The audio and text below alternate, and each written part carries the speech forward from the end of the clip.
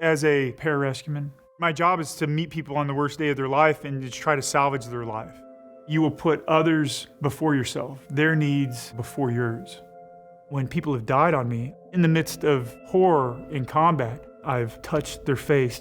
Give a moment to recognize their life, just to say thank you. It seems like such a simple act, but it's such a powerful thing. You need to be that person that's willing to sacrifice yourself. And me attempting to gain some kind of wisdom out of my experiences, it really boils down to the only thing of value in life or death moments is your resolve and your intent. For the past 15 years, I've been stationed here as a pararescueman. We're rescue specialists. We're trained up to a paramedic level, trained in advanced surgical techniques that we can do at the site of an injury. The Alaska Pararescue Unit is one of the premier rescue units in the world, averaging one rescue a week, and that's in the remote areas of Alaska, and that's parachuting into plane crashes that are thousands of miles away from anything, or maybe in the water in the Bering Sea. But generally, we're considered the rescue specialist for special operations within the military. I guess one of the major differences, like when you think like medevac and stuff, medevac won't come in with guns blazing, and they don't work well with special forces types, but that's where we kind of come in.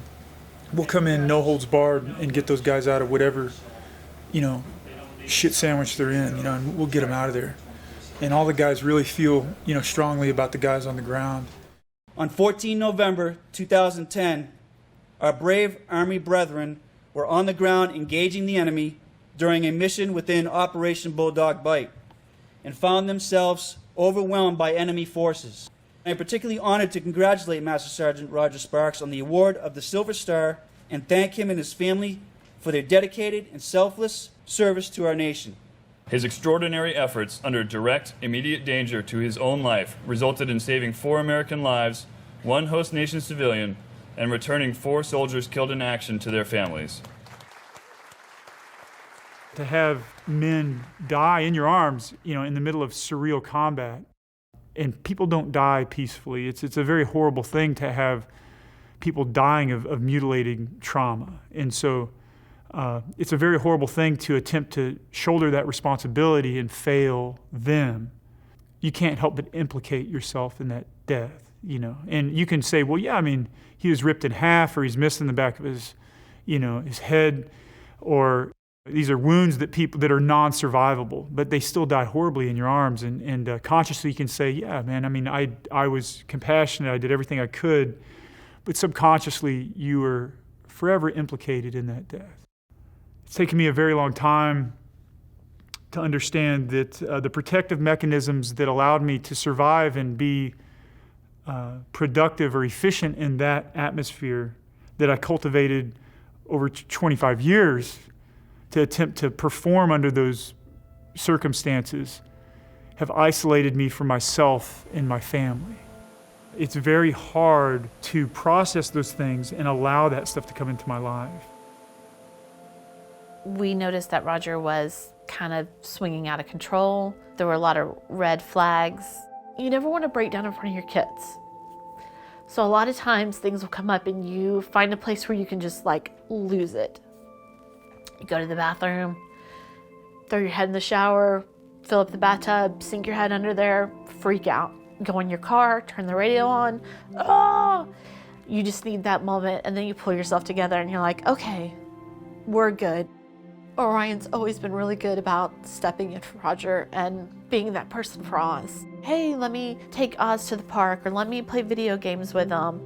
When Roger came back from deployment, it was Orion's first big grown-up moment dealing with what does PTSD look like in our household, or what does this mean to our family?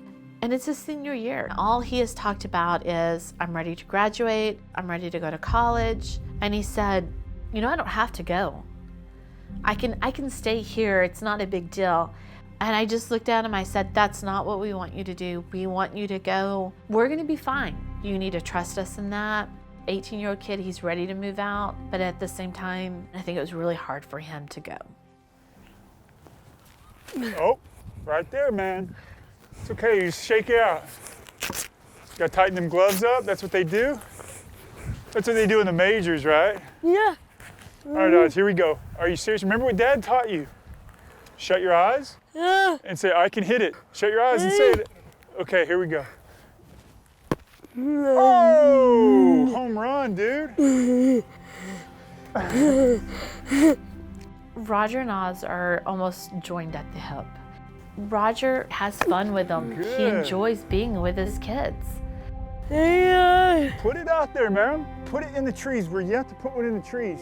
Roger's like a huge kid himself. Let's go play zombie tag outside. Let's play video games.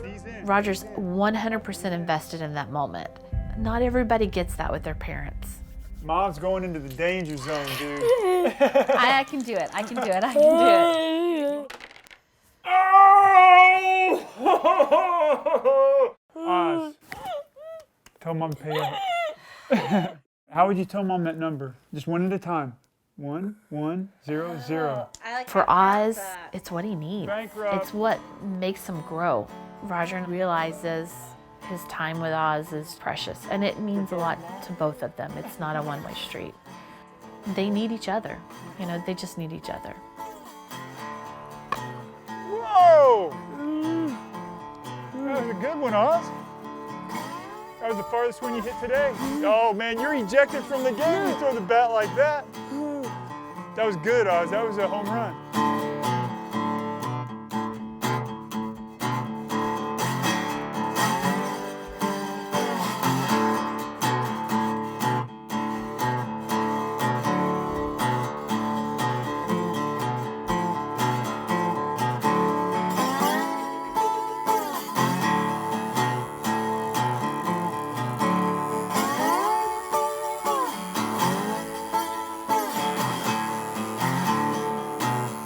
The most healing thing to be able to tattoo men that I've experienced very surreal mortality with.